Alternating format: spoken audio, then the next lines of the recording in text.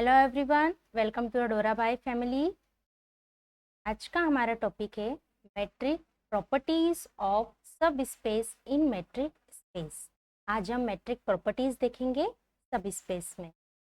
कैसे कैसे एक मैट्रिक स्पेस का सबसेट मैट्रिक प्रॉपर्टीज फॉलो करता है। तो हम सबसे पहले क्या करेंगे, XD एक ऑलरेडी मैट्रिक स्पेस लेंगे, इसमें हम डी मैट्रिक डिफाइन करेंगे जो x cross x Cartesian product में टेंस टू रियल वैल्यूड में जाएगा। देन उसके बाद हम एक y सबसेट लेंगे x में।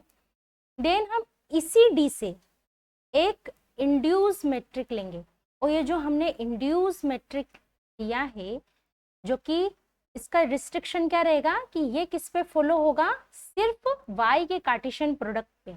ये हम डेफिनेशन में पढ़ चुके हैं, और tends to r real valued की तरफ।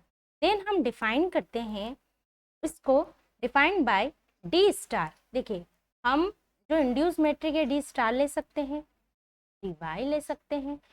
हमने जब इसकी डेफिनेशन पढ़ी थी, जब हमने डी डैश लिया था, तो आप कुछ भी ले सकते हैं, बशर्ते डिफरेंस होना चाहिए।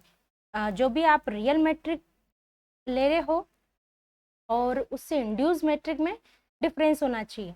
यहाँ पे हम सिंपली डी या डी नहीं लिख सकते, कहीं ना कहीं से जो मेन डी है उससे इंड्यूस होने वाली डी। देन हम डिफाइन करेंगे कि D star x Y is equal to D x Y for every x Y belongs to Y. तो ये कब फॉलो करेगा, जब पॉइंट्स किसके हो, y के हो। देन इसी को ही लेके हम सारी जो प्रॉपर्टीज है वो देखेंगे। पहली हमारी जो प्रॉपर्टी थी कि जो डिस्टेंस होता है, एक्चुअली डी क्या है, मैट्रिक स्पेस जनरली हम इसे डिस्टेंस फंक्शन भी कहते हैं। तो जो हमारा डिस्टेंस है वो कैसा होना चाहिए, ग्रेटर देन इक्वल टू 0, क्योंकि रियल वैल्यूड है। तो हम यहाँ पे जो इंड्यूस मैट्रिक ले रहे हैं डी स्टार वाई के लिए, ऑब्वियसली वो भी कैसा होना चाहिए, ग्रेटर देन इक्वल टू 0। तो जब डी एक्स वाई आपका ग्रेटर देन इक्वल टू 0 है, और हम ये डिफाइन कर रहे हैं कि D star x Y is equal to D x Y, जब ये ग्रेटर देन इक्वल टू 0 है तो ऑब्वियसली ये भी क्या रहेगा, ग्रेटर देन इक्वल टू 0 रहेगा for every x Y belongs to y. Then second हमारी क्या प्रॉपर्टी थी, सेकेंड हमारी प्रॉपर्टी ये थी कि डी एक्स वाई, दो पॉइंट के बीच की डिस्टेंस 0 कब होती है, जब वो दोनों पॉइंट क्या रहे, इक्वल रहे। हम ये डिफाइन कर रहे हैं कि जो हमारा डी स्टार एक्स वाई है वो इक्वल है डी एक्स वाई के। अगर ये 0 है for every x equal to y, therefore हमारा जो डी स्टार एक्स वाई है ऑब्वियसली वो भी 0 होगा, अगर इसके कोई दो पॉइंट क्या रहे, इक्वल रहे। बस पॉइंट्स जो हैं वो किस में बिलोंग्स करेंगे, y में। देन हम थर्ड प्रॉपर्टी की तरफ चलते हैं, d star x Y is equal to D x y. ये हम लेके चल रहे हैं, हम इसे रीडिफाइन कर सकते हैं, या हम ऑलरेडी क्या है, हमारा एक्स डी एक मैट्रिक स्पेस है, तो उसकी प्रॉपर्टी में हमने ये थर्ड वाली प्रॉपर्टी पढ़ी थी कि डी एक्स वाई को हम डी वाई एक्स लिख सकते हैं, और जो हम डिफाइन कर रहे हैं उस हिसाब से इसको हम डी स्टार वाई एक्स लिख सकते हैं। तो ये भी थर्ड प्रॉपर्टी भी फॉलो हो गई।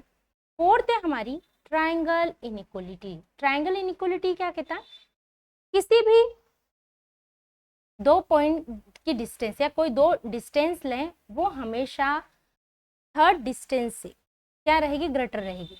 अगर आप ये लेके चलते हैं तो ये वाले डिस्टेंस इन दोनों डिस्टेंस से हमेशा लेस देन रहेगी। अगर आप ये लेके चलते हैं तो ये वाली जो डिस्टेंस है हमेशा इन दोनों के सम, इन दोनों के डिस्टेंस के सम से क्या रहेगी, लेस देन रहेगी।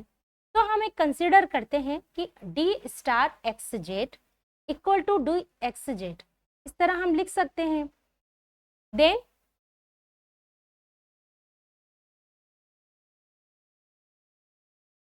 क्योंकि एक्स डी एक मैट्रिक स्पेस है, सो ये ट्रायंगल इनइक्वलिटी फॉलो करता है।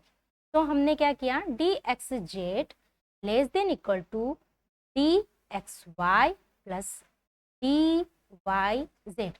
इट मीन्स जो x और z की डिस्टेंस है वो हमेशा लेस देन इक्वल टू रहेगी distance of point x y plus distance of point y z. तो इन दोनों को हम जो हम डिफाइन बाय कर रहे थे सबसे पहले हम जो लेके चल रहे हैं उसे हम इसको इस तरीके से लिख सकते हैं d star x comma y plus d star y comma z. तो ये भी जो हमारा प्रॉपर्टी है देन हम ये भी क्या कर रहा है ट्राइंगल इनइक्वलिटीज को जो इंड्यूस मैट्रिक है वो भी हमारा ट्राइंगल इनइक्वलिटीज को क्या कर रहा है फॉलो कर रहा है।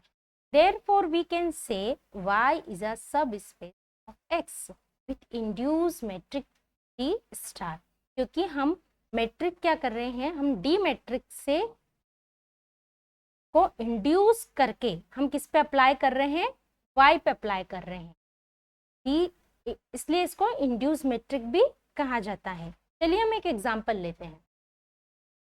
एग्जांपल में हमने देख लिया R जो कि एक रियल वैल्यू है, एक रियल सेट है, रियल वैल्यू हमने ले ली R रियल नंबर का एक सेट ले लिया और इसे हम कह रहे हैं विथ मैट्रिक D, ये क्या है एक मैट्रिक स्पेस।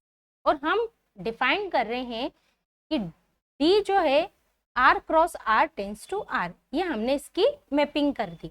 अगर हम किसी भी रियल नंबर का अगर सेट देखेंगे उसके किसी भी पॉइंट का डिस्टेंस अगर देखेंगे तो वो क्या होता है mod of x minus y, इस तरीके से हम डिस्टेंस निकालते हैं।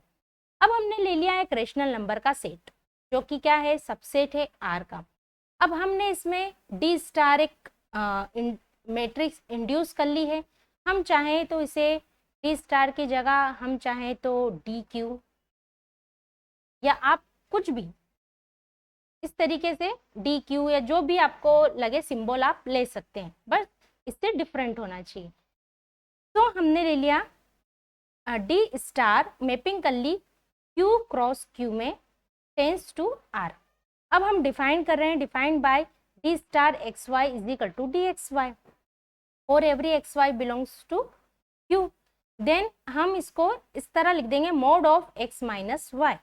अगर हम ये वाली प्रॉपर्टीज क्या करेंगे, ये वाली प्रॉपर्टीज जो है अगर ये फॉलो कर देता है तो यहाँ पे क्या हो जाता है फिर आपका Q क्या बन जाएगा सब स्पेस बन जाता। और ऐसा होता है आप किसी भी दो रेशनल नंबर लें और फिर उसकी डिस्टेंस आप निकालें देन वो ये वाली जो प्रॉपर्टी है वो क्या करेगा फॉलो कर देगा। इस तरह है कि एग्जाम्पल हो गया कि जो रेशनल नंबर का सेट है वो क्या है सब स्पेस होता है रियल नंबर के मैट्रिक स्पेस में।